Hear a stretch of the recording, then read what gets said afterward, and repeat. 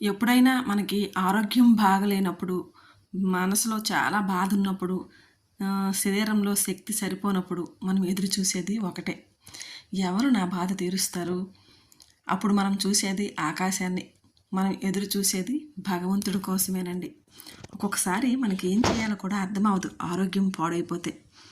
అప్పుడు ఇంకా దేవుడినే అనుకుంటాం, భగవంతుడా ఏంటి నాకు ఈ కష్టం అని. శారీరకమైన కష్టం మనకి ఎవరూ తీర్చలేరండి. ఆ శారీరకంగా బాధపడితే మానసికంగా కూడా డౌన్ అయిపోతాం. మనకి ఎవ్వరూ తీర్చలేరండి. మన చుట్టూ అందరూ ఉన్నా కూడా వాళ్ళు మనల్ని చూసి సానుభూతి పడి బాధపడతారే తప్ప మన నొప్పినైతే తీసుకోలేరు కదండి.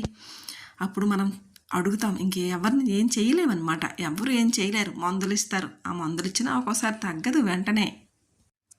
అప్పుడు మనం చివరగా స్వామి అని భగవంతుడినే వేడుకుంటామండి. చాలామంది 100కి